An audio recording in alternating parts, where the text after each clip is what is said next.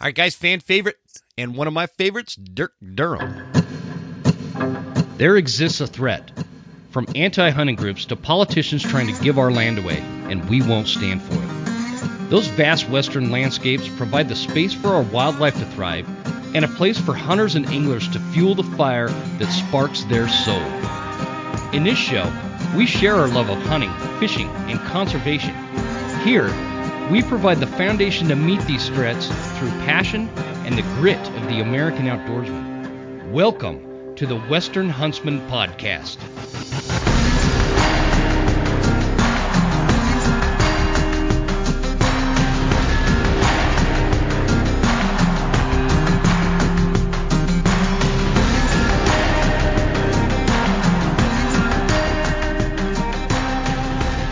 Ladies and gentlemen, welcome to this episode of the Western Huntsman Podcast. This is Jim Huntsman, your host, coming at you from the Broken Tine studio right here in Clark Fork, Idaho. I got a real special bonus episode. One of the, probably one of the most returned guests, one of the favorite guests, and one of my favorite guys to get on the show. In fact, Dirk, you got to be one of my favorite people, man. I appreciate you always coming on. Oh, hey there. I appreciate you having me on. I love talking to you. I mean, sometimes you just call up and we just shoot the shit, and I love that too. So it's like, it's great to bounce ideas and thoughts off like-minded people. So yeah, for sure. You're just you're like a natural conversationalist, and I like your signature coming on to the show every time is "Oh, hey there," and everybody needs a tagline like that. They do. Tom Cruise, but that was mine. That one's yours. That was yours. You got a patent on it, I'm sure. I do. Hey, I heard you are going to a Reba McEntire concert. Man, news travels fast. Yeah, I saw it. What the heck? It's Facebook, man.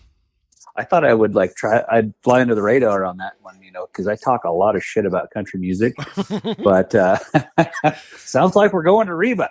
Can you sing one of the verses to "If Whoever's in Boston when they're through with you"? Kick us off with that. Oh, I was kind of hoping you'd ask me to sing "Fancy." Oh yeah, Fancy's next on the list. Here's your one chance, Fancy, don't let me down. I didn't even know that lady still toured around and did concerts, man. I know, and I seen a picture. Jessica's like, "Oh, look, here's Reba." She was with somebody else. I'm like, that can't be a current picture. I mean, she looked great. I'm like, she's got to be like 100 years old. I know, she never ages. There's a few people, like especially in country music, her and Dolly Parton never ages either. I know. I mean, yeah, she I think she invests a lot into that. Oh, I'm sure when you own Dollywood, you can afford it, man. Yeah, you can afford that nip and tuck here and there. Tell me about your elk season, dude. Man, it was a crazy elk season. Let me tell you what. So I started off the season with a hunt with a really good friend of mine, Mark Cochran from Mountain Ambush.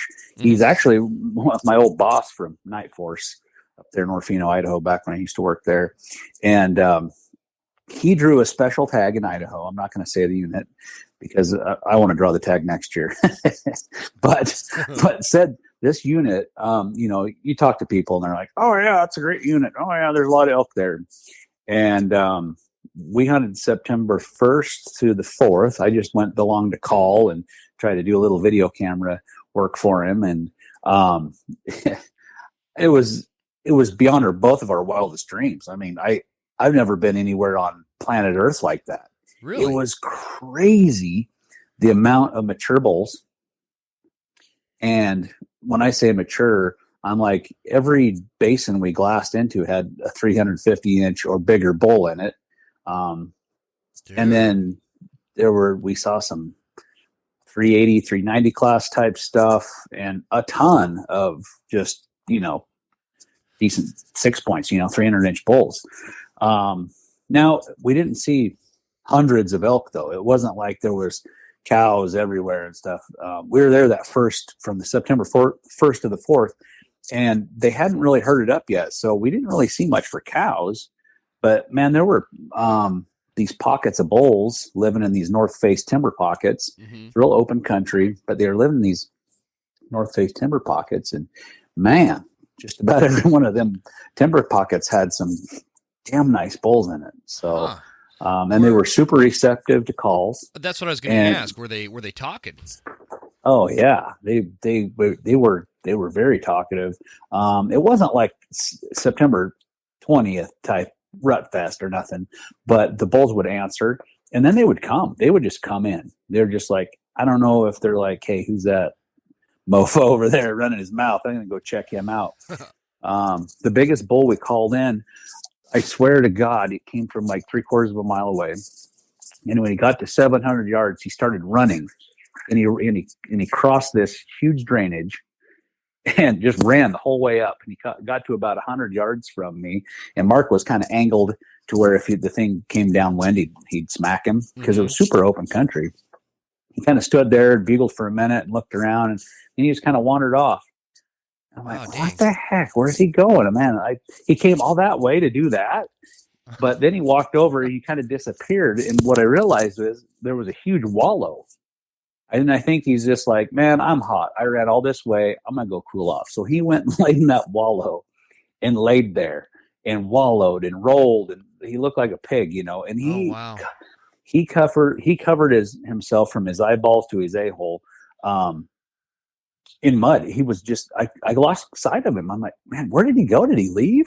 And then finally, I had my vine nose and I get to focus and looking. He was literally laying there, head down, laying there like he was dead.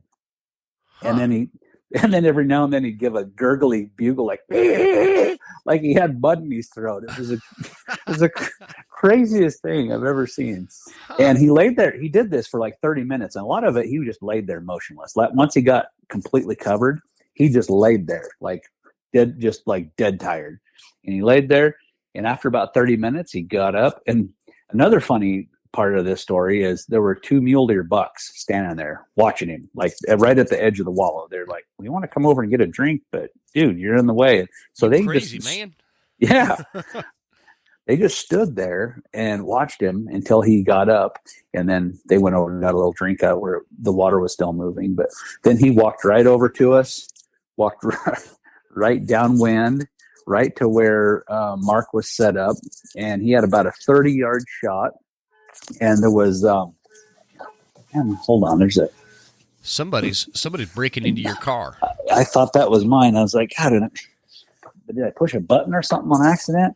No, sorry. Anyway, he walks in to like 30-yard broadside, and there was some really tall grass and covering his vitals. And Mark he just like, I'm not a risky shot taker.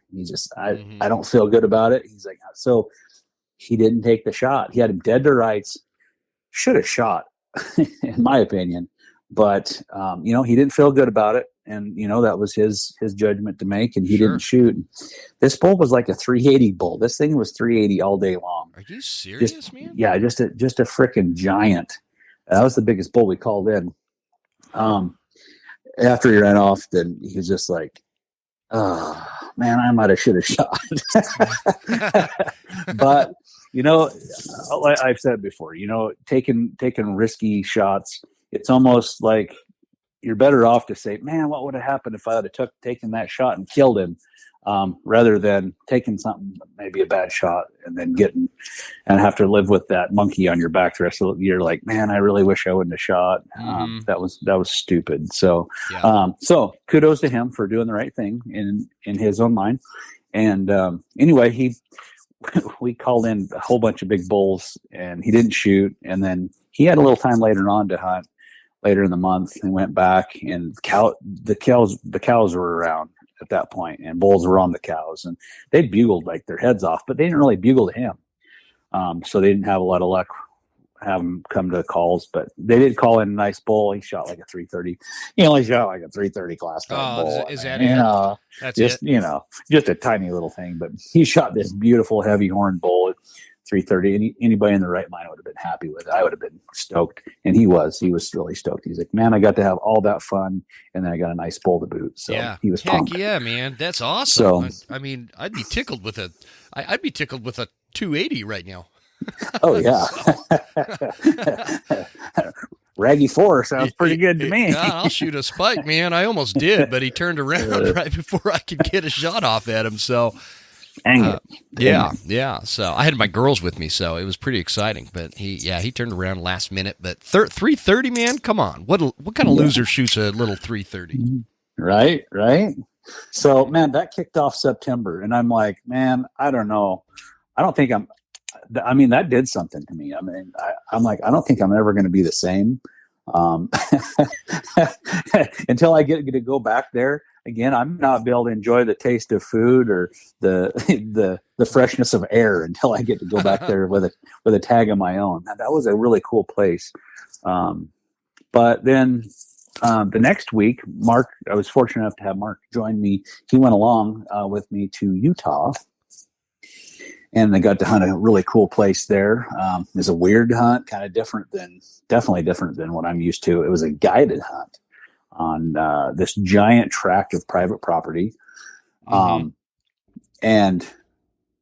our guide, super great guy, a little bit, the way he called elk was definitely different than what we do typically. Did you offer him some tips? No, because I don't want to be rude, but yeah. I did give him a whole bunch of calls before we left, but for where they're at and how they do it. I mean, he can call in elk. I mean, he was like, Doug Flutie's uncle Rick, Rick Flutie. old Rick Flutie. He had like a necklace completely full of open reed cow calls. He had a tiny little squealy bugle that was about 12 inches long and about the smallest bugle you can find. And he'd blow on that little flute every now and then, and he'd get to making these crazy ass cow calls, like the most weird cow calls that you've heard people make, like those super, yeah, these quivery, weird.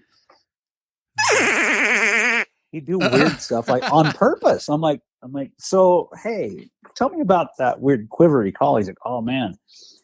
He's like, the old guide here, the one that's been here forever. He taught me that. He's like, man, sometimes you get a bull and it looks like he's, you start watching body language and it looks like he's going to bust. He's like, I'll do that weird quivery call. And he's like, it'll kind of hold him a little bit longer. Like, they're like, what is that? So I'm like, okay, fair enough. So I went ahead and put that one in my little quiver of how to call elk. But Rick was a great guy. He knew that place like the back of his hand. And it was crazy. So every guide has their own little spot, little territory. That way they don't interlope and like, oh, there's bulls over there. Well, I'm not finding any. We're going to go over and get on this other guy's spot. So they don't have that. They don't have that competition between each other. They all got their own spots to go. And as luck would have it, it was a great spot. I mean, it was ridiculous. It was full of elk. They managed this place so strictly. The number of bulls is crazy. And so the bulls and cows, like in a lot of places, spend summers apart, right? Mm-hmm.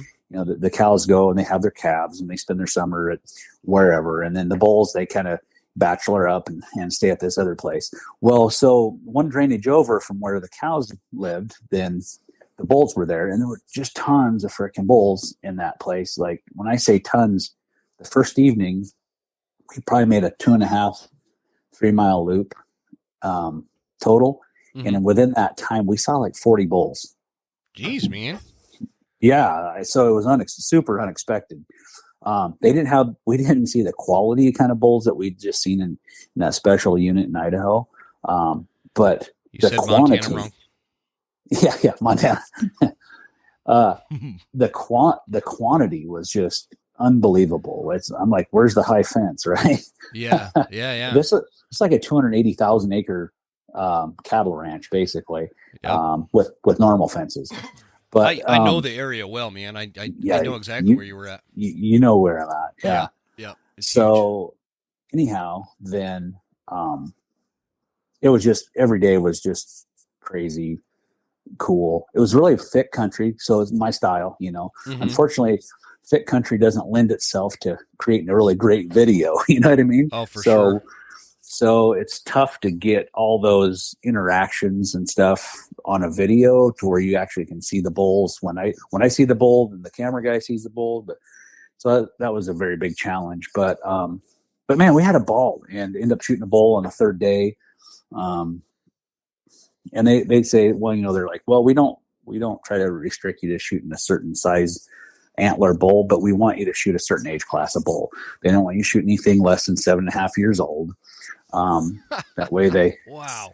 Yeah. Right. So, I mean, there would have been no way I would have been able to, I could have shot like a raghorn, but I would have been in big trouble. And my guide would have actually been in trouble. He's like, don't shoot unless I give you the go ahead. He's like, I will literally get in trouble. I'll probably lose my job.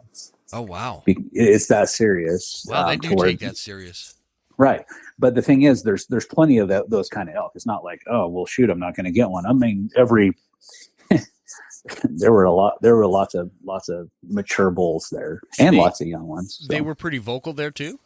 Super vocal. Yeah, it was crazy. We saw 40 bulls that first night, and we probably heard 50 total. I mean, it was. Holy crap. Dude, your opening couple weeks of September was a lot better than mine. Man, it was like a ghost town up here. Oh, yeah. Well, I think it might have ruined me a little bit.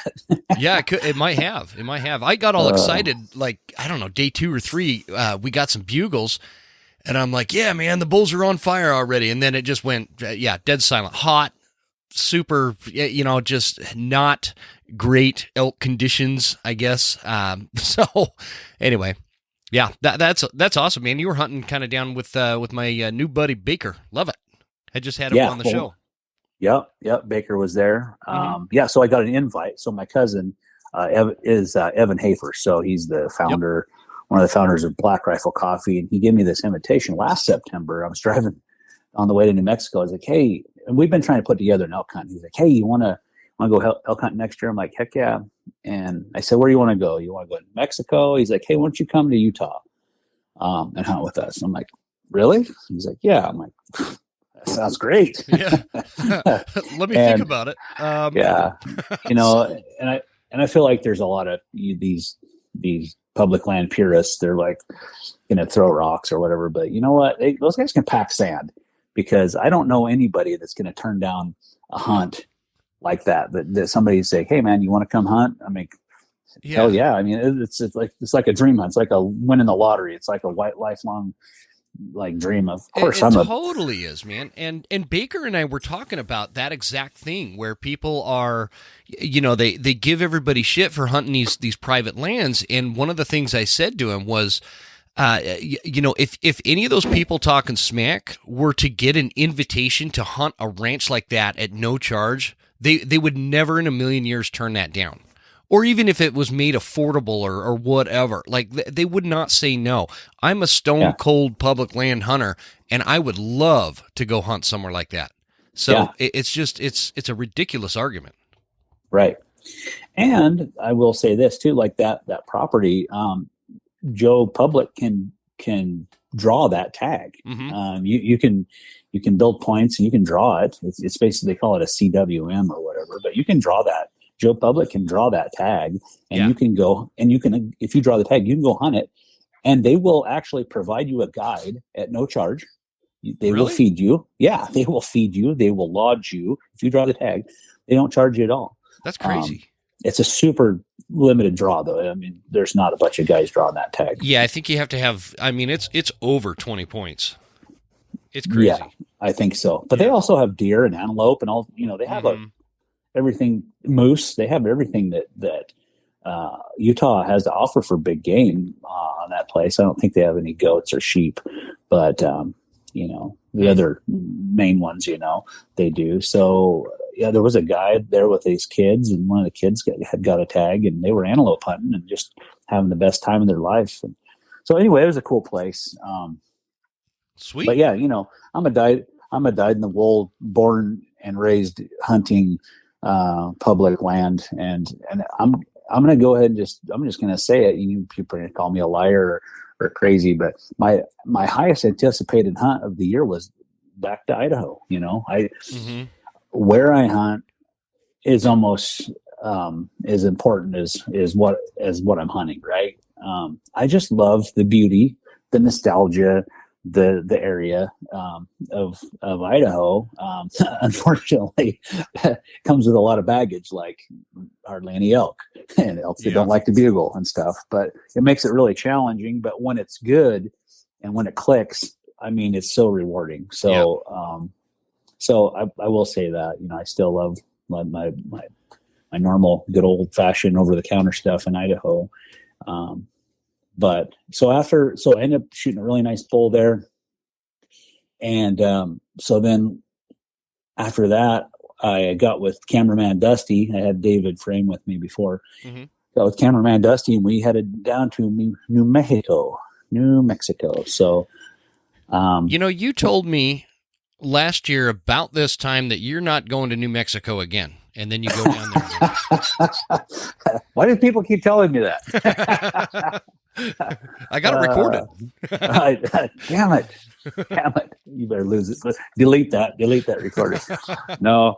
Well, I think I added the caveat that I would not go to the same place that we'd gone the last couple of years because it was super, super tough and inhospitable country. Well, we went to a new place and definitely had more elk, a lot more richer target environment.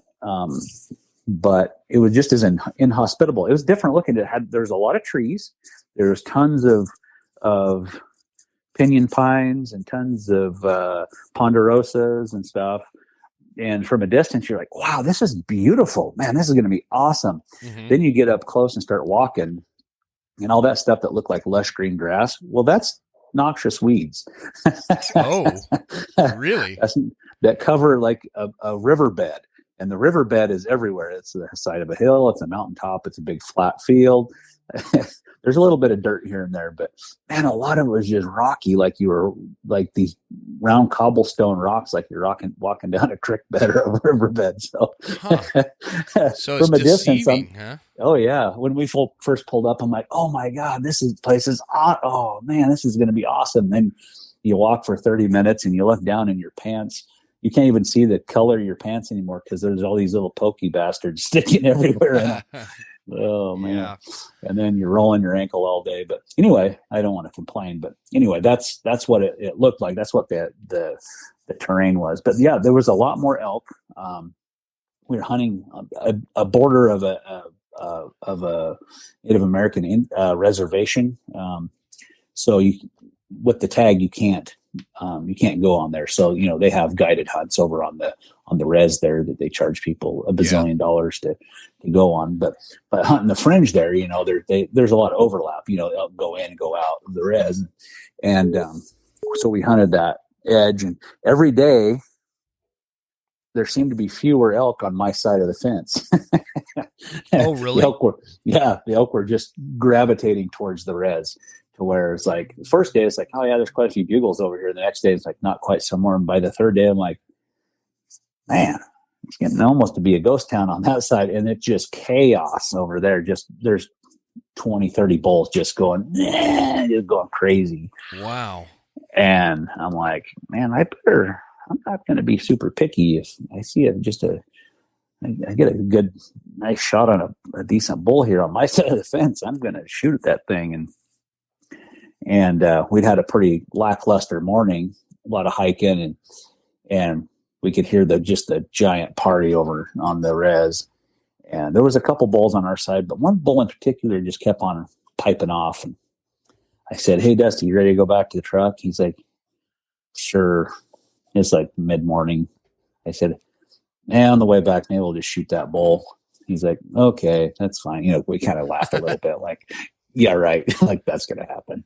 So we walk over there, get close to that bull, and I give him a few of Joel Turner's pedo style calf calls. You just a few little calf calls, and yep, man, he answered right away. I'm like, okay, I know where you are now. So we get close, super close to where I'm like, okay, if I take one more step, we're going to jump this thing. And I took one more step and I'm like, oh man, maybe we're too close. And I give a couple more light calf calls and he bugles and I see him get up about 60, 80 yards away. I'm like, oh, there he is.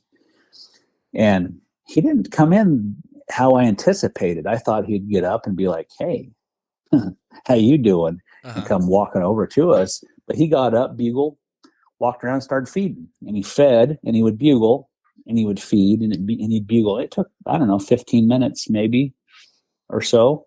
And I only called like after that first initial him getting up. I think I only calf called one more time, maybe two more times, but so light you could barely hear it. I didn't really want him to pinpoint me. And he came right over, fed his way right over to us and was able to, I had a crack in between some limbs on a tree and I shot right between them and whacked him and we were tagged out in New Mexico. Bull number 2 goes down for the season. Bull number 2. Yeah. Bull number 2 goes down. And we're like, man, we're going to hit North Idaho just at the prime time. It's going to be great. We're going to go up there. We'll just be scooping up bulls with a butterfly net. Man, I got meat in the freezer. I'm not shooting nothing unless it's big, right? We get up to North Idaho and it's just ghost town. Well, the first day we get there, it's pouring down rain and we don't hear nothing. And the only thing that we get that day is a blowout. I cut the sidewall out of the front tire on my pickup, just gutted it like a fish. Yep. And change out in the rain. That was fun. And anyway, we hung out. Next day, I'm like, well, we got to a place where we had cell phone service. So I called all over, called every tire shop and within a 100-mile radius trying to find tires. And I don't know if anybody's bought tires lately, but they're pretty damn expensive. I know, man. Like ridiculous, outrageously. Just like, what is the deal?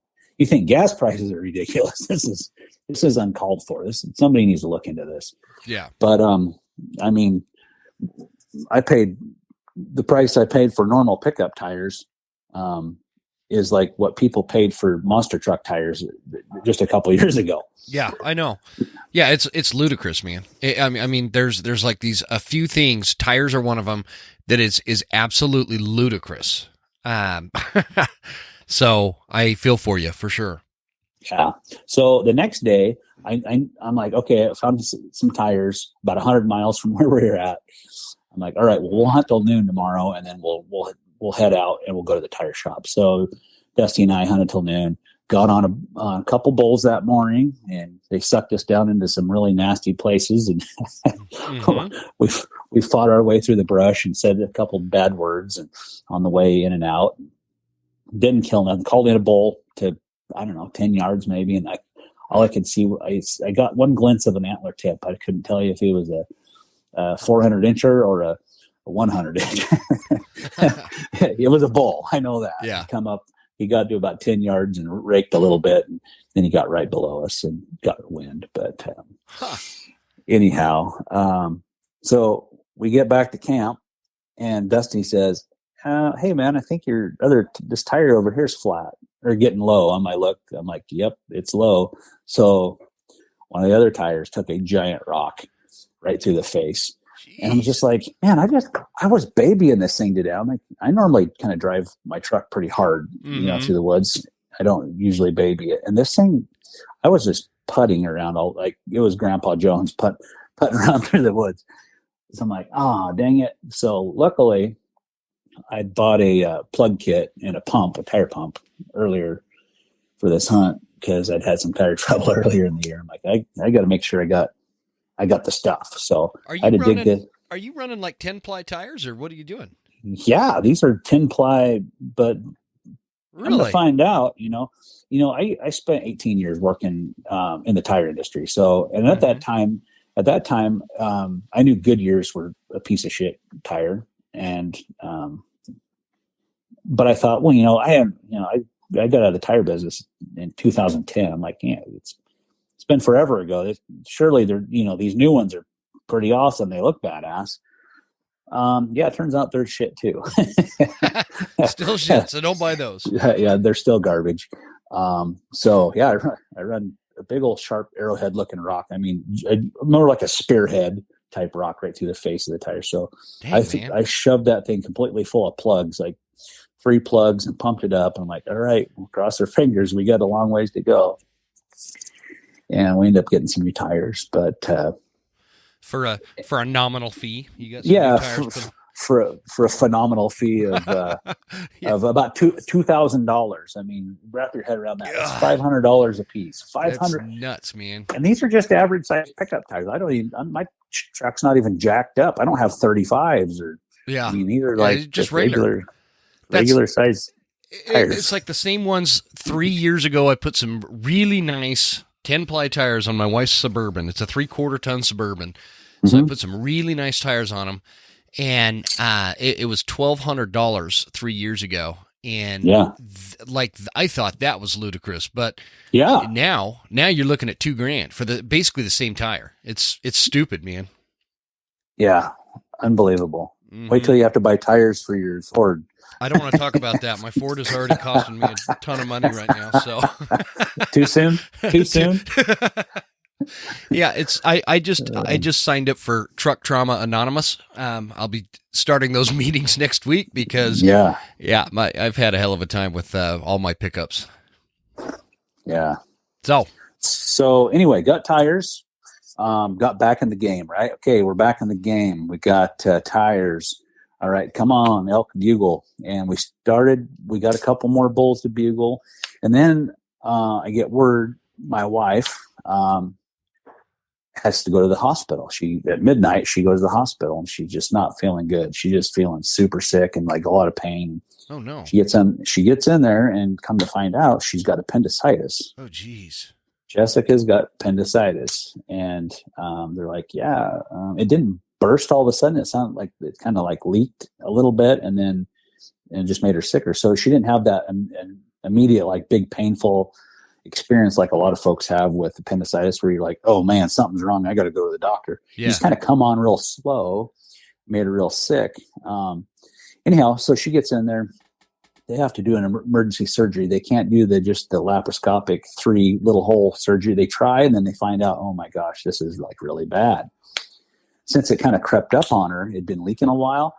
So it actually caused more damage. And they had to remove part of her intestine. They basically had to pull her guts out and cut out the bad parts and sew them back together. Holy cow, man. Yeah. It's very intrusive surgery. And plus all that stuff that leaks out of your appendix, and that had got in, by your intestines. So they had to clean all that out. So she had a drain tube and, oh wow. And pretty extensive.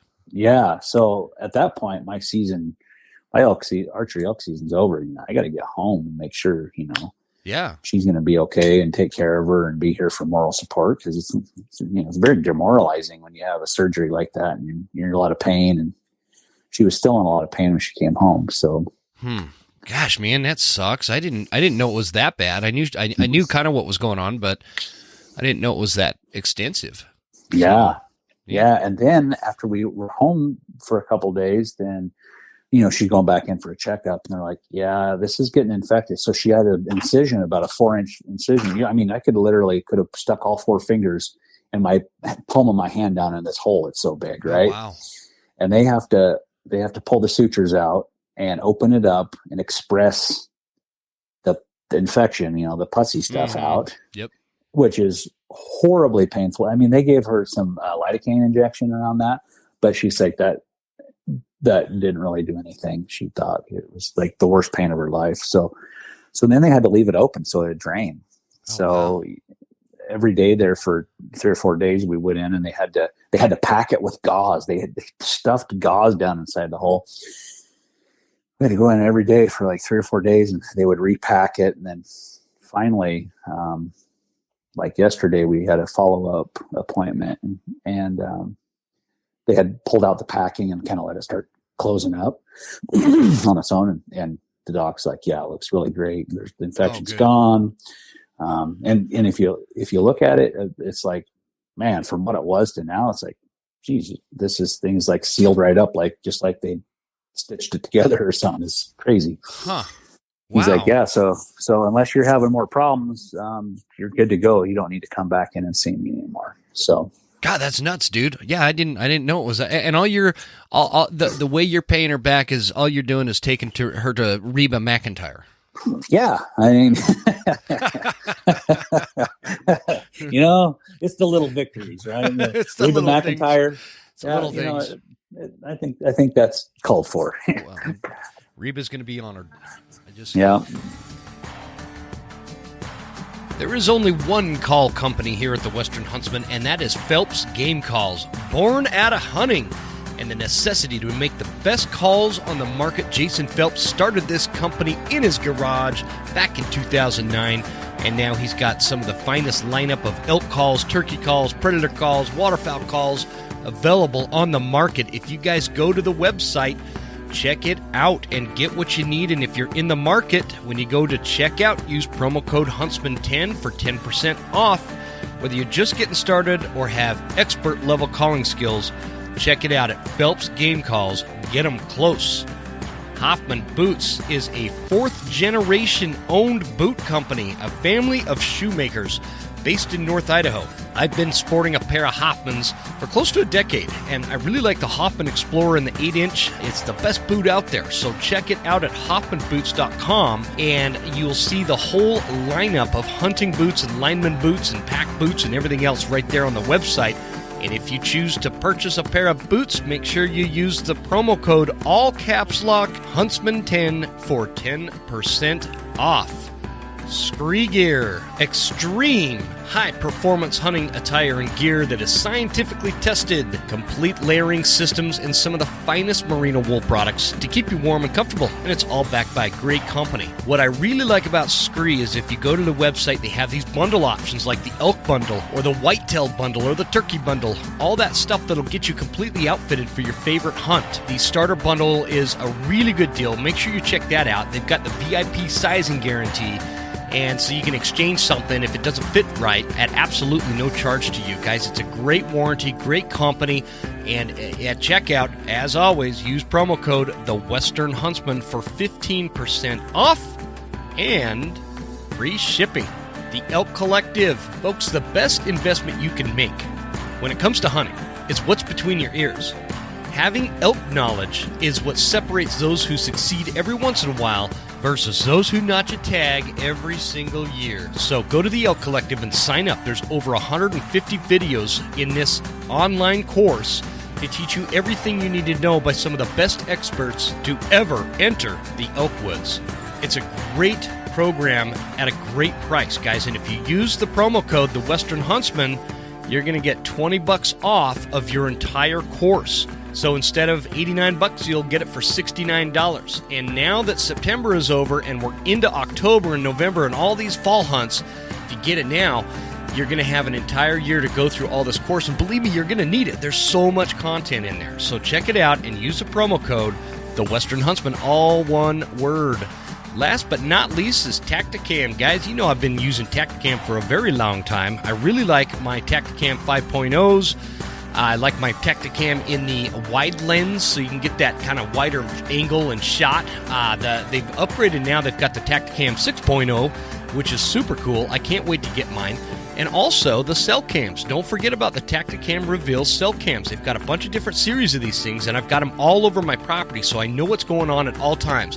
Whether I got a bear that's coming after my chickens, or if I have an intruder down at the driveway, or if I have a giant monster whitetail buck over in my hunting spot, I know what is going on at all times. I love my Tacticam Reveals, guys. Check it out at Tacticam.com. Let's get back to the show. Here we go. No, I'm glad that's all healing up and doing good for her. Yeah, like I said, I didn't know, so tell her we're thinking about her. Yeah, thank you. Yeah, it's and she's a long ways from being recovering. I mean, she's still kind of shuffling around and has a lot of pain, and So, Jeez. but I think she's out of the woods as far as the serious nature of it. So Yeah. she gave me the green light to go hunting again. So I have this, I got a second elk tag, a B tag for Idaho. So, Oh, you do? for rifle. Yeah. So I'm going to go out and see if I can get sweaty and maybe get lucky and find a bull. But, Staying down south for that one? no, I'm going to hunt a new area I've never hunted before. And it's more of a scouting trip with a tag in my pocket. Nice. No, that. Sometimes those are the best hunts, man.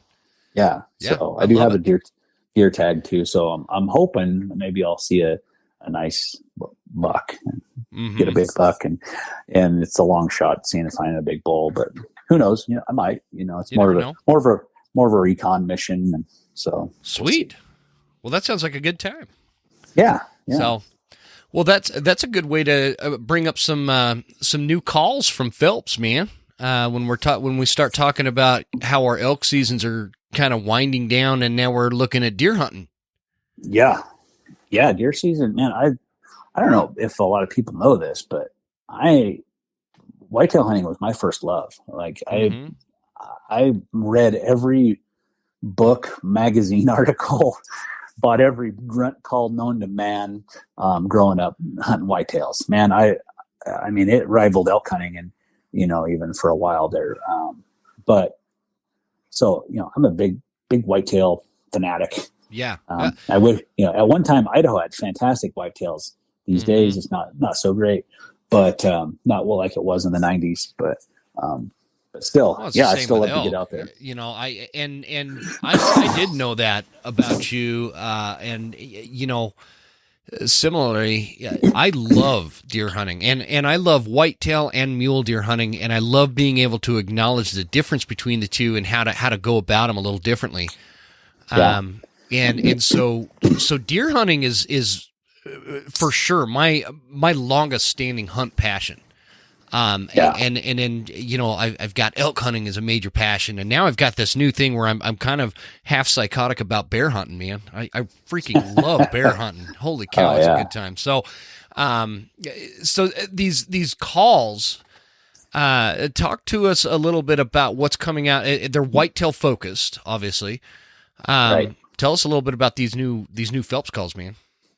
Well, so it's Phelps game calls, right? So you can't just be generalized game calls unless you have something besides elk calls. So we had turkey calls. So then, we got to be all encompassing. So we added some deer calls to this as well. So we did a full lineup. We got 3 different grunt calls. We got a new doe bleat call, and then we kind of did an update on our fawn of distress call. Kind of cleaned it up, made it a little bit cooler, a little nicer, and so we got the full gamut on these calls, and we wanted to make something that would fit everybody's needs and tastes. Mm-hmm. So our premium call, which is the beta. The Beta Pro. The Beta Pro. Yep. The Beta Pro. Yep. So that thing, we kind of stole a page from the waterfowl call industry, right? Mm-hmm. So all your duck call guys, all your goose call guys know that acrylic duck and goose calls, they just play better, they sound better, there's something to it. It's such a nice material to work with to make a call, and it's just so reactive. And Phelps is like, damn it, why can't, he's like, these guys are selling their goose calls for $300, and they're selling their duck calls for really? two. Yeah, waterfowl calls are ridiculous. I mean, especially if you get some really nice high end stuff, Wow. they're $200-$300 for these things. I don't really waterfowl hunt, so I didn't know that. Yeah, me neither. I didn't know that. So you can spend a lot of money on those things. And he's like, why are those things so expensive? And then why he's looking at the guts of them. He's like, why couldn't we make a buck grunt call with the same fashion? So went to the drawing board, built out a tone board. So the body and the tone board's all one piece. Then it has a barrel that slides over the top of that, held in place by a couple of O-rings. But then on the then on the reed part, my biggest complaint over the years, because I've run countless different grunt calls, is when you're blowing on them in cold weather. Yeah, things they collect condensation in the reed sticks, right? Yep, exactly. So throughout the day, you're taking your call apart, you're drying it out, you're trying everything you can do to keep that thing from freezing up. So we put a little rivet, if you will, in the end of the reed, made it a little longer, and give that thing some momentum. That way, no matter how much condensation gets in there, it's not going to lock up, because that weighted reed will get that momentum going and get it going again every time, so it doesn't freeze up. You're still talking about the Beta one, right? The Beta Pro. Right, but they all have a weighted reed system in it. Oh, okay, okay. So all the grunt calls have the similar weighted reed system to them. That way they don't, because so the Beta Pro, that's a premium top shelf one, so you're gonna spend a little bit more just because how it's made, what it's made out of. And let me go ahead and tell a really cool part about this is these things are made in the USA. Yep.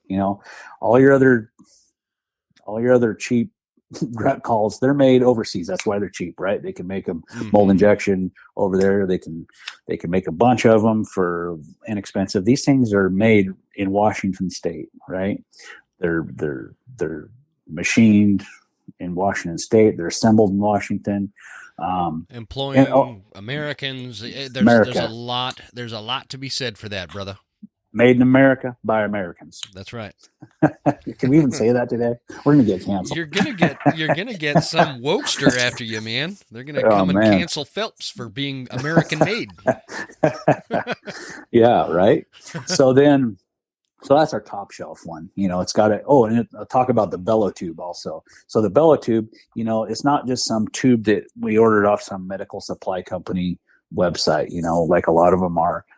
It's just a lot of tubes are just kind of a double purpose tube from another industry, right? Mm-hmm. Phelps sought this thing out. This guy had, I don't know, he sent him like 25, 30 different tubes.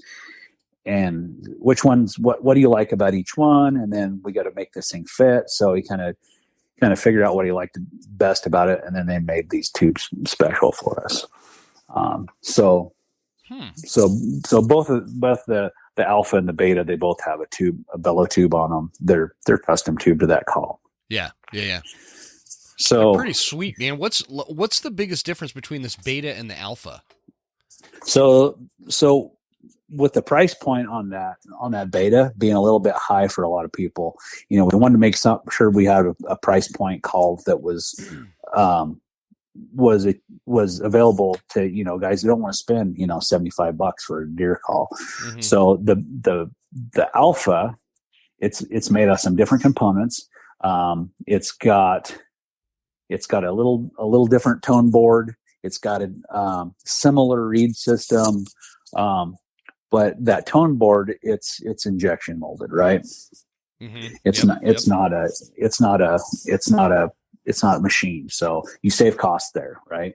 But there again, it's a USA injection molded. It's not a one done overseas. So it is a little bit. The components are a little bit more expensive. It's not made in China, right? China.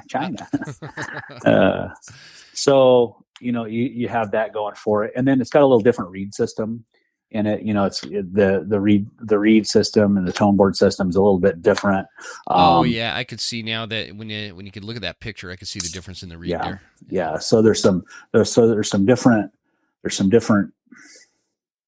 aspect to that, different shape, different size. So it's a little bit harder to tune. So you can push that reed out through the tail end, and you can adjust the sound quality by sound profile by sliding your O-ring up and down that tone board. But I know what I said. I said earlier that's an injection molded. It's not an injection mold. I think it's kind of partially metal. It's a metal tone board. But anyway. Oh yeah, I can see the metal in it. Yep. Okay. It's tuned out of the box. It's tuned to have a mature buck sound, mature buck profile. So, if you want to challenge big buck's dominance, you're going to have like a more dominant type buck sound profile. And you can blow on these things really good. They don't just lock up. Some calls you can blow on them and they just like stick, right? If you blow hard, these things don't lock up. They might sound a little weird on when you really blow super hard on them, but they won't just won't cut out on you. Yeah, most of the ones I've always used, especially like in the heat of the moment, there's a big buck coming in kind of thing. And it's way different than elk calling, right? And so you're a lot more sensitive to, I don't know. We can go down that road later, but what happens is in most cases these calls will, if we're talking in like podcast terms, if somebody's too loud on the mic, it goes into the red and it's called clipping, right? And it makes the voice sound really weird. It's the same with a lot of the grunt tubes I've used in the past, where if you hit that sucker just like a little bit wrong, it'll start clipping, and it'll totally screw up a cow call. Or not a cow call, a call in, because I feel like especially a mature whitetail is a lot less forgiving than like say a screaming bull elk. Like you can screw up a cow call or a bugle, and that sucker will still come in. A whitetail, man, they're a lot more sensitive, I think. What do you think? Is that true? Yeah, I think whitetails are a little more sensitive. I think, on the days where bucks are so stoned, rutted up and stoned, maybe they wouldn't be quite as sensitive just because they're so out of their mind for the rut. But I think for the most part, though, they're going to be a lot more sensitive, a lot more critical of the sounds you make. So, yeah. But it's funny too, you talk to a lot of different hunters and everybody's kind of got their own little like way they like to call deer. Some guys like, no, I like to sound like an immature buck. And some guys like, no, I want to sound like a very dominant buck, and they'll have their reasons why and stuff. So anyway, we set this at a dominant buck type vocalization. Mm-hmm. And you can pop that soundboard out and slide your O-ring a little bit and adjust it to the sound you like too. So, it does have that option. So you're just not stuck with, one shot Charlie. You're actually, you can make it sound however you want it to sound. But and it's a little more, a little more friendly for your price point too. I think it's $49. Yeah. $49.99. Use promo code Huntsman10 for $4.99 off. Is that correct? I think we need to redo your code. Your code's not working. I know. I keep getting messages, man. I totally, every time I get a message about it, I'm in the middle of something and I forget to text you. But yeah, the code's not working. In fact, I got one yesterday after we were talking on the phone. Oh yeah. Another message. Well, we changed websites, website platforms this year in July. And all the discount codes that were working before, there's a handful of them. Then those quit working because we got this new website and it didn't accommodate for that. And our computer nerds there kind of told us, this and that and the other thing and why it doesn't work. And I don't know, it doesn't make any sense to me. But they're the nerds, right? Yep. They'll fix it. But we do have them working on it to where we're gonna have some affiliate like a link. Mm-hmm. I think at some point here, crossing my fingers, sooner the better, but at least for 2023, that way we can get back rolling on that bandwagon again too. For we like to support you and your podcast and your listeners and followers. So I appreciate. But anyway, that's coming down the pipe. Down the pike. Not quite as fast as I'd like it. I hear you. It'll happen. So guys, listening, we don't have the promo code for the Phelps stuff is not working right now, but hopefully we'll get that up and running here as soon as possible. But what about this Omega hybrid grunt call? When you say when it's a hybrid, is that something that is hybrid for buck calls, or is that something that'll be like a buck/doe bleat kind of thing? Yeah, you could call bucks or geese with it. No, just kidding. It's a hybrid. It's a hybrid. Mammals and the avians. That's birds to the layperson. No. So why it's a hybrid is, so it's got a turned machined acrylic barrel, and then the body is cast. It's not even injection molded. It's cast molded, I guess. So our buddy James Harrison, he is old time call builder. So he's been building owl hooting calls forever, and turkey calls, and he's been working on these buck calls for a long time too. So he had his own mold on those. He's like, hey guys, you guys can use my mold, that way we can make these things in the States. So the body is cast, and then I think the tone board is injection molded, and then anyway, this thing doesn't have a bellow tube on it like yeah, every grunt call that I've ever used. And like, wait, what? It doesn't, I mean, why? But I guess that's a thing. So there's, I don't think the popularity is there as much as the ones that have the little tube, because you can squish the tube and you can change the pitch and tone a little bit, but you can do a lot of the same stuff with your hand on this thing. But there's a lot of people that prefer that type of call for whatever reason. We had tons of feedback from a lot of different people, and a lot of them were like, oh yeah, you got to make one like this. So like, well, okay, sounds good. We're going to make one like that. So that's another, it's, a no frills call. So, we want to make this thing affordable. So we take the bellow tube off, do a couple other things a little bit different. And sound profile, it's still really great, but it is different than the others. We tune it to sound like a young buck. Yeah, I was going to say, this is going to be great for the guys that like to use the young buck sounds.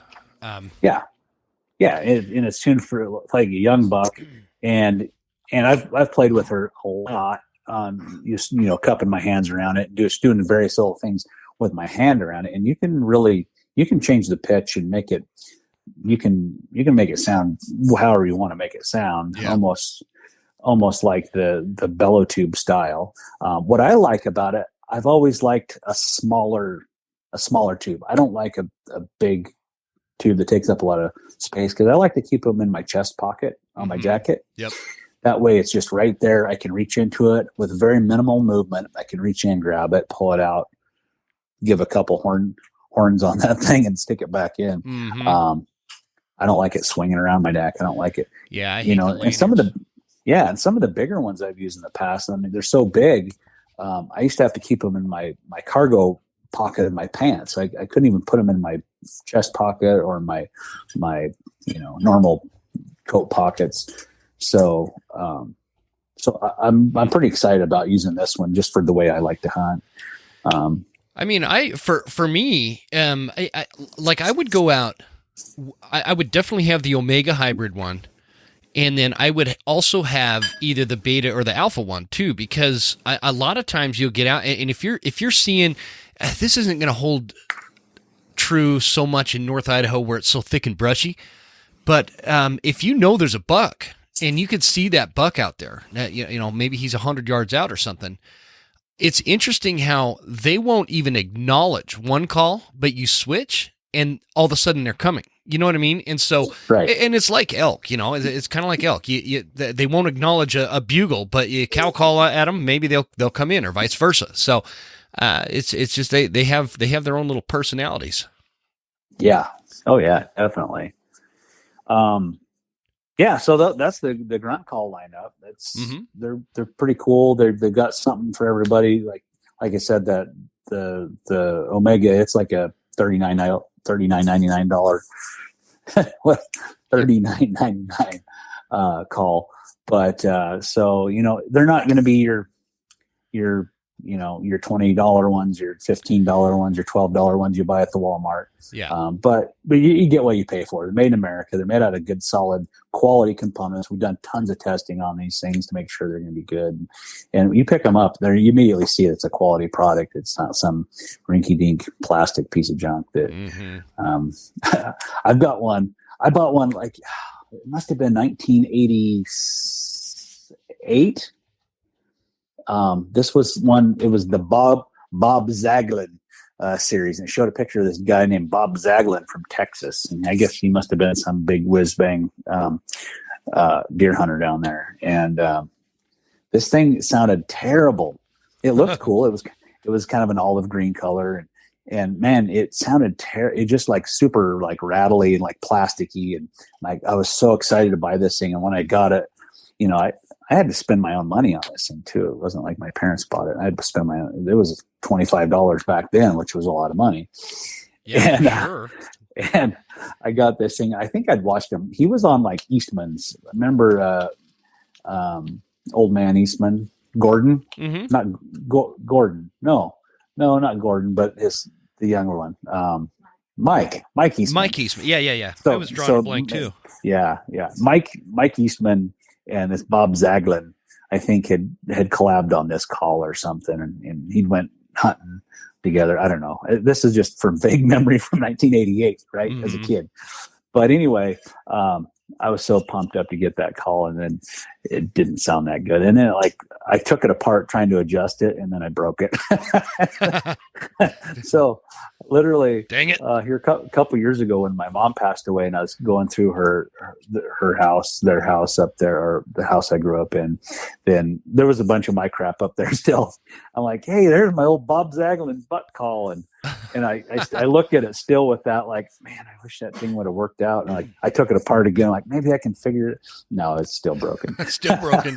Dang it. That's but anyway, didn't mean to throw rocks at anybody on that. But. No. I mean, come on, that thing's from several decades ago. And I've had a ton of different calls, man. I've tried in fact, I swear, it seems like every season I'm buying new grunt calls because I'm never super satisfied with how they work. Like I don't have a go-to for right with my elk calls. I've got my go-to reeds. I've got my go-to tube, and it's that's I haven't switched it in. Gosh, I think this was my third season on. Maybe it was my second season on this. How long have these Renegade tubes been out? 2018. Was it 2018? Okay, so this was probably my third. 2018 was the first year, my prototype year. So after that, then. But that was just the Maverick, wasn't it? Or did they both come out? Yeah, it came. I had that prototype tube in 2018, but I think we started selling it in 2019. Okay. Anyway, point being, I was going to this, and it was a miracle, man. With the truck fire. Of all the things I'm grabbing, just throw out of my truck while the fire was taking it over, I grabbed my Renegade tube and saved it. Attaboy. You'd have been proud. I would have made for a good Phelps commercial. Oh shit, there's a fire. Grab the tube. But anyways, with these grunt calls, there's just something that is always, whether they stick when it's cold or whether they don't sound right or whether, some of those tubes, you adjust them up and down and then they fray and break easy or crack. Yeah. They get real brittle. So I've just never, that's why I'm really excited about these because we need quality, grunt calls because they just haven't been. And I don't mean to talk trash about everybody else who makes them, but the quality hasn't been there. And so they let you down. You stick it in I've got these scree pants, the hard scrabble scree pants with the little side pocket, and it's perfect for sticking my grunt call in. But if it gets hung up while you're pulling it out, it cracks, and then the grunt call is useless. So I'll be back there hunting, and the damn thing falls apart on me, and I'm without a grunt call. And so I'm not great with a grunt call, but I can tell you that they do work if you know how to use them on the right kind of buck. In fact, last year I had this one.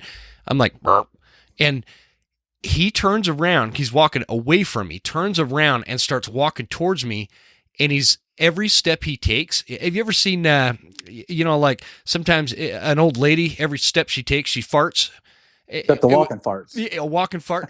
It's the same. That's what this guy was doing. Every step he took, he's going, burp, burp, burp, burp. And he's coming right towards me. And then as soon as it cleared up and I could see him, he's just a little guy. So I just passed on him. But so they work great, I think. Yeah. Where I like to use them, I don't like to sit on the stand for very long. If I sit very long, I fall asleep. Yeah, me too. To be honest. So my favorite mode of operation for hunting whitetails is I like to go to a big stand of mature timber and follow the deer trails through. And I still hunt my way through. Now it'll take literally 2 hours to go 200 yards. Mm-hmm. Yeah. So I'm basically standing in one spot but slightly moving every now and then just to get a little different perspective. And during the rut, that's a really great tactic. It takes a lot of discipline though, because and you got to put on a lot of clothes too. Like if you don't wear enough clothes, you're gonna get cold and you're gonna get impatient. But if you put on too many clothes, then if you move too fast, you get too hot. Mm-hmm. So I like to still hunt, and then whenever I get in the transition spots from the big open timber with some brush, and you get to like the smaller like reprod type stuff where it's like, okay, I'm getting close to the bedding area. I like to just sit down right in the edge of that bedding area, right in the edge of that where I can like look underneath the branches, everything. I'll sit down and I'll sit right there and I'll call a little bit. And that's typically where I do most of my grunting, is right at the edge of that bedding area in the middle of the day, mid-morning, middle of the day, when deer aren't moving around as much. Mm-hmm. And I don't know how many times I've had that just happen. Just like you might hear a twig snap and you look up and there's a buck standing like 10 yards away. Yeah. Yeah. And a lot of times in that thick stuff, at his eye level, standing, there's branches in the way. Mm-hmm. And I'm below that and I can see under. It's like, oh, I can see you. And then you take the shot. But that's been deadly for me over the years. I just love that. And it's so much fun. And I don't get bored and fall asleep. And yeah. But yeah, you have to have that. These days though, it's hard to find that mature timber. With the way they clear cut and select cut everything these days, it's like, man, it's really tough to find that kind of timber to hunt. But for sure. That's what I love. Yeah, me too. I love it, man. I'm like you. I do a lot of the still hunting, and then I'll sit on the edge of some kind of transitional area, opening area. I don't know. Sometimes it's a little meadow or just a break in the trees. And I'm able to sit and watch that. And, usually there's a game trail on it. But that's where the calling comes into play. You know what I haven't had any success with is rattling. I've called in little teeny bucks rattling, but never anything big. So back in the day, when there was lots of big bucks. And I feel like the buck to doe ratio, there was a lot more bucks per doe, and a lot more mature bucks per doe. I had a lot better luck rattling back then, but now that there's not as many deer and as many as mature bucks, I just don't have as much luck rattling. And it could be too. It could just be the day I'm doing it too. The days I'm doing it. I feel like there's some magic days to do it. And then there's other times like there's no amount of rattling in the world that's going to draw a buck in because they're locked up on a doe or something. But I was rattling a couple of years ago, and that I was telling you how I'll sit on some of these little openings, kind of a transition area, dark timber to dark timber, and I start rattling, and this buck jumps up out of the brush that I didn't know was in front of me. I don't know, 30 yards, and runs the other way. He's like, "Oh shit!" So I'm out of here. I lost my faith in it, man. What about this DOA doe bleat? So you can't have a deer call line without doe calls, right? Mm-hmm. And there's, doe. It's funny, there's some people they're like, oh yeah, you got to have a doe call. Man, I just use it a lot. And other guys they're just like, yeah, I don't really use it that much. But we want to make sure we had something for everybody. And the research and development on this thing was kind of crazy. So we've all heard that one company, they have this call called the Can, right? Yep. It's a pretty cool product. Every time you just pull it out, you just tip it over, and it makes a really good doe bleat. Yeah. I mean, you don't have to know how to do it. All you have to do is know how to turn that thing over. And so Jason's like, well, do I tune this thing to sound like that? What everybody's familiar with? He's like, I'm gonna watch a ton of like videos on doe vocalizations, and what he found was a lot of most doe vocalizations are a little bit deeper in pitch and tone, which I could agree with, because I've had encounters with does where it's almost like, is that doe grunting? It's a pretty low pitch, rather than like the higher pitch. So not to knock on another product. I mean, that's a great product too that those guys sell. Killed a million deer with. I'm sure people have killed a million deer with those things. But we want something that was a little bit different, a little different tone, and try to be as accurate as doe vocalizations that we can find, and so that's how we tuned this. And there again, if you don't like the preset tuning on it, you can always manipulate that little O-ring a little bit and set it to the sound you really want. But it's a little lower pitch.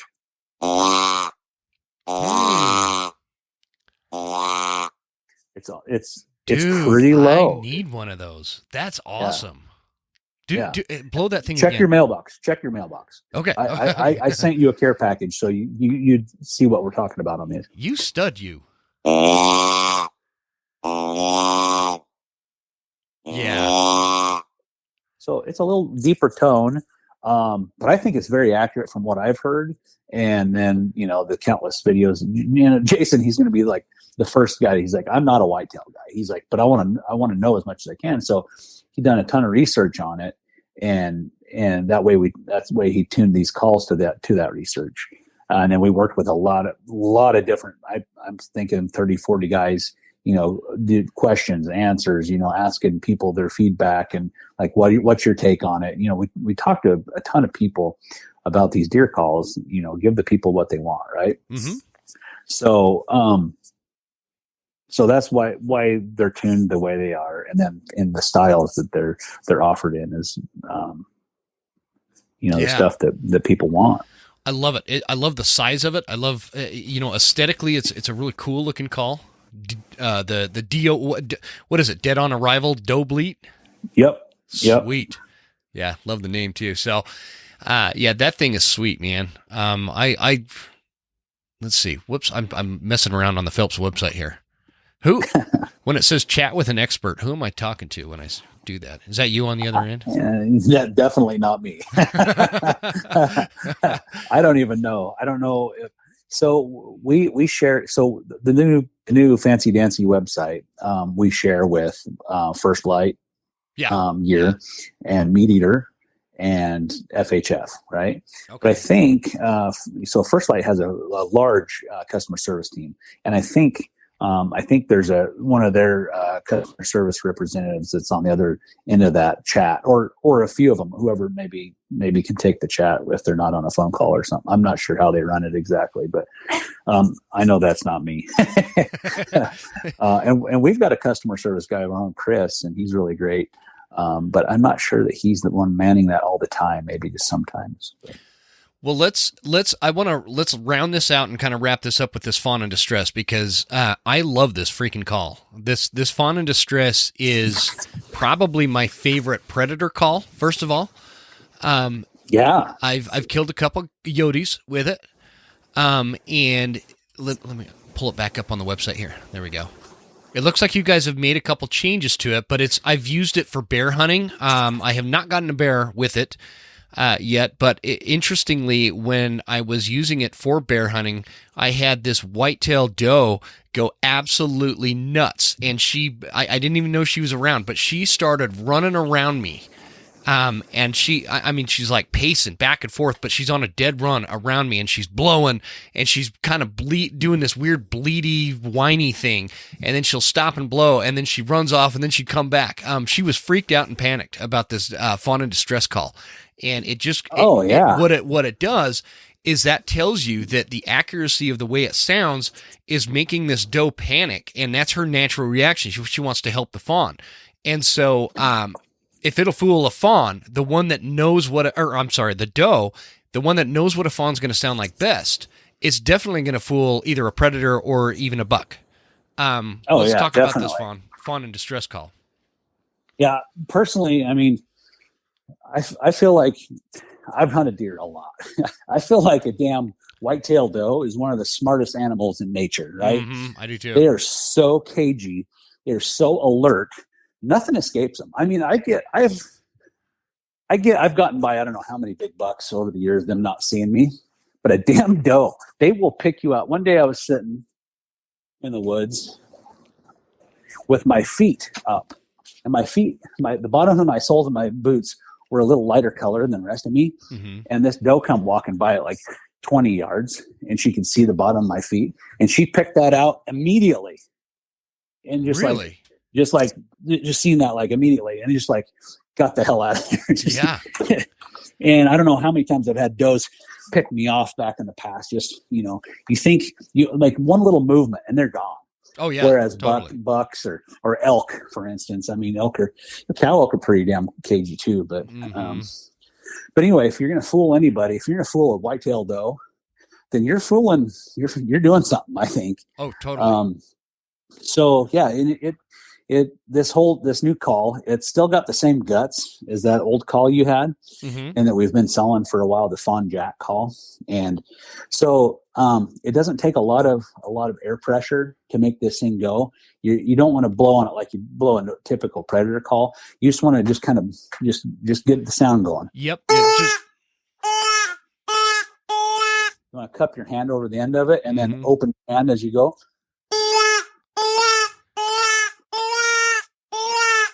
Just make that light call. It doesn't have to be super hard.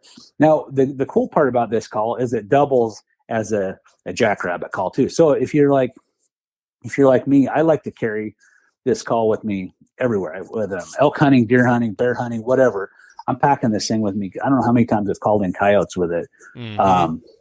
You see a coyote, it's like, well, I'm gonna have a little fun here and see if they'll come, and it gets them in. So you just blow it harder. That's exactly how I killed those yotes. And it sounds murderous, right? It sounds horrible, but the coyotes love it. But Phelps has had a lot of luck with it hunting mule deer, like over in eastern Montana. Oh yeah. So let's say there's there's a buck and some does on the other side of the fence that you can't hunt, but you want them to come to your side. So you start blowing on this thing, the fawn in distress, and those muley does, well, they'll come over too. So it's deer and it's not just a whitetail doe. It's a muley doe, blacktail does. Blacktail does are very defensive of this call. They'll come on a run. But so your big buck, if he's with that doe, you start snorting on this thing or blasting on this thing. That doe's going to come want to help, and she's just going to drag that buck with her because he's not going to want to leave her. Yeah. So here he comes, your side of the fence, or maybe he comes out of the brush. Let's say you can see a deer that's kind of hiding in the brush a little bit, and the doe is completely exposed. Those bucks will do that a lot. A lot of times they'll kind of stand back and watch that doe. They don't want to expose themselves. But you start blowing on that thing, she starts coming closer. He may just come out and you get to whack him. Totally. So that's interesting. I'm going to try that for the mule deer hunt I've got coming up. That'll be fun. But like guys listening, like Dirk was saying, the fawn in distress one, it's $30 on the website. But the fawn in distress one is the kind of call that you just kind of always want to have on you, and it's small, so I always keep it in my left pocket. Because I don't know about you, Dirk. That's what I do. When I'm elk hunting, I've got one reed in my left pocket that's easily accessible, and then I've got my backup reeds in that pouch, the bugler pouch or whatever. And when I switch to deer hunting, I'll keep that fawn in distress in my left pocket, and I just carry it. It's easily accessible. I just snatch it. And it's called in. It's worked both on coyotes, both here in Idaho and in Utah. And it's awesome on the does. And I think you're right. If you're doing that during the rut, you're going to pull a buck with that doe who's not going to be able to resist coming and finding out what's going on with the fawn. Right. So it's just a great call. I can't say enough good things about it. And it's the one I've got a lot of experience outside of your elk calls. I've probably got the most experience with this fawn in distress, so it's a great call. Yeah, I love it. I have one attached to my bino harness at all times, and I blow on it a few times a year, and I'm always glad I have it. It's pretty cool. Yeah, that's awesome. And then you kind of talked about these are tuned for whitetails or whatever. You can definitely use these grunt calls for black tails and muleys. I'm not so sure how receptive mule deer are to calling. My buddy Tom Schneider up in northern Idaho they like to use grunt calls for muleys, and he said he's going to take these things for a run this fall. But I do know I've heard a lot of mule deer grunt in the past. Here's an anecdotal story. One day I was deer hunting, and I heard this series of grunts, and I thought, good God, there's some guy over there blowing in a grunt call that doesn't even know how to blow a grunt call. Like, this is ridiculous. And the sound was so ridiculous. It was blown. It almost sounded like overblown. I'm going to go ahead and emulate the sound. Okay.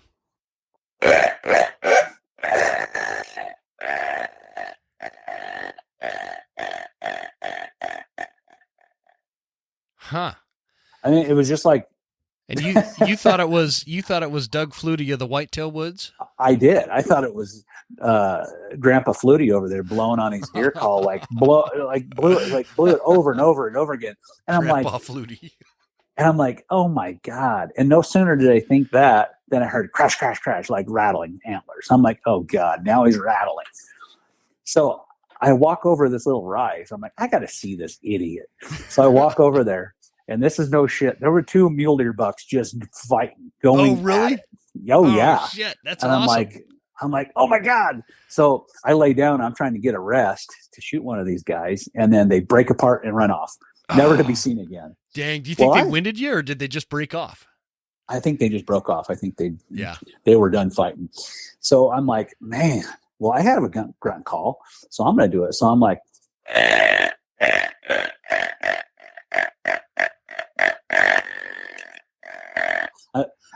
and I don't even think I'm doing it justice. I mean, it was a wild sound. Uh-huh.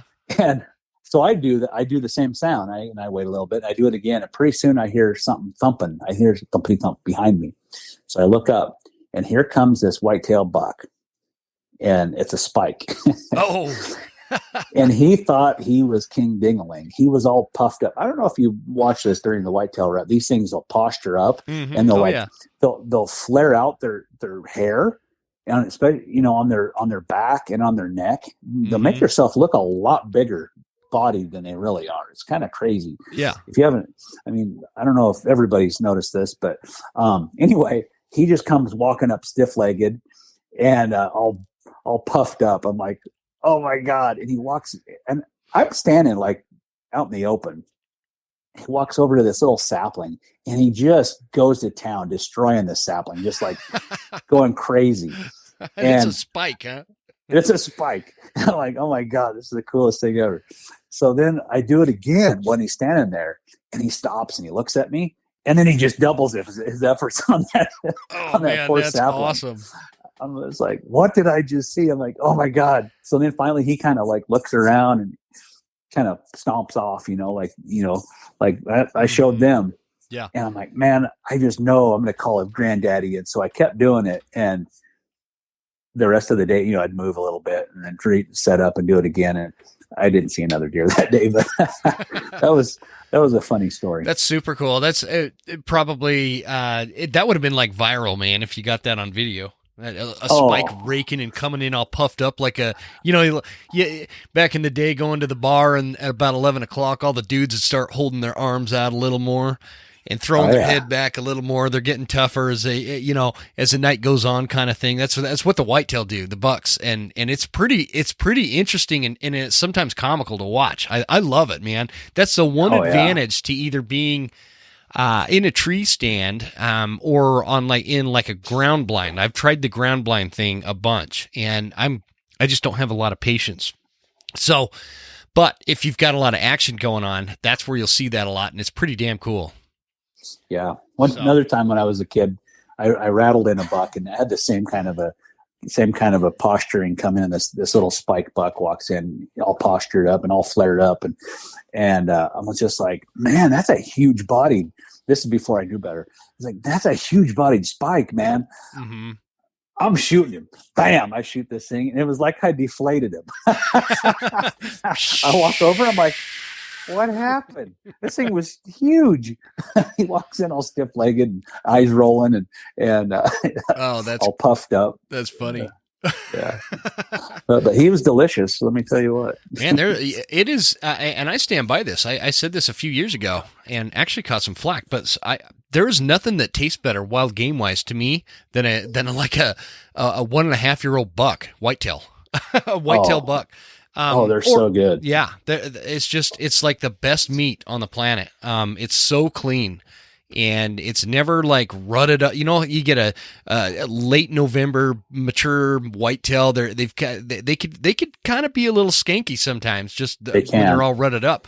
You know, normally I don't think they are, but they can be. And so, yeah. Well, for the most part, you know, a lot of them I've shot have been, you know, even if they're big and rutted up, then they weren't bad. But I did kill one time that was nastiest thing ever. I don't know why, but man, he was bad. Yeah, and you could tell when you walk up to it and you start, you know, getting the guts out or whatever. You could smell that, and it like translates to the taste. And so again, that doesn't happen. I don't think that happens a lot, but I don't know what does it. I'm no biologist, but you know, it does. Sometimes you just get a real stinky one and it tastes stinky. So anyways, well, cool, man. This has been fun, man. I like going through, having the website pulled up and talking about these different products. So, good times. And you guys, really good job coming out with these. I've been waiting for you guys to drop some deer calls for a long time outside. Obviously, you've had the Fawn and Distress for a while, but these bleats the doe bleat and the grunt calls are going to be game changers, I think. So, you guys listening, the Beta Pro grunt call, the Alpha Pro grunt call, the Omega Hybrid grunt call, the DOA Dead on Arrival doe bleat, and then the Fawn in Distress. And I think that, any serious whitetail hunter should have that arsenal lined up and ready to go for this fall, because it's going to be here before we know it, man. November's coming. Oh yeah, yeah. Well, good deal. And people call people call deer, you know, in October, and it's a little different kind of calling situation. Well, if you check out our blog on the website, then we try to put articles on there from time to time. There's a blog article now, like what kind of calls to use at the different parts of the pre-rut, post-rut, full rut, whatever, by Tony Peterson. So that's a cool little read. I'll check that out. If anybody wants to read that. Yeah, I'll check that one out, because in like the October stuff, I always call that the curiosity calling, where, you know, you're not going to call in a buck by rattling in October, but if you're out there and you throw a couple grunts or a doe bleat or something, you're going to get any deer that hears that super curious, kind of like calling in elk, where, you know, you're not calling in an elk to fight, but there's that curiosity factor. They just want to check you out. Right. It's kind of the same thing in October. So, and it works pretty good, but I haven't tried it on mule deer. So, I'm going to try it this year, man. I'm going to try some grunt calls and a couple other things on the muleys when I'm up there. So, yeah. All right, brother. Well, I appreciate you doing this, and this is going to be a bonus episode I'll put out this week, man. Cool. Thanks. Appreciate having me on. Yeah, we're gonna have to do it again. I got an idea for a future episode we're gonna need to talk about in like a month. Okay. So we'll figure that out. But you might as well become one of the paid staffers here on the Western Huntsman. Yeah, I don't know how that might works. As well be. I don't know how that works because I don't even get paid. But we'll figure it out. Right? I have a big stockpile of peanuts, brother.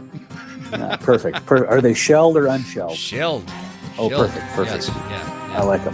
It's very important to keep them shelled for freshness, in my humble opinion. Yeah, absolutely. Well, good luck on the rest of your hunts, man, and let's just Thanks, keep in touch, and we'll talk soon. Okay, sounds great.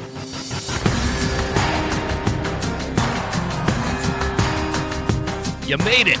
That's the end of the episode. Thank you so much for tuning in. Please make sure you're following us on Instagram @TheWesternHuntsman and write us a good review at Apple Podcasts. Thanks, guys. See you next time. Stay Western, and I'll see you on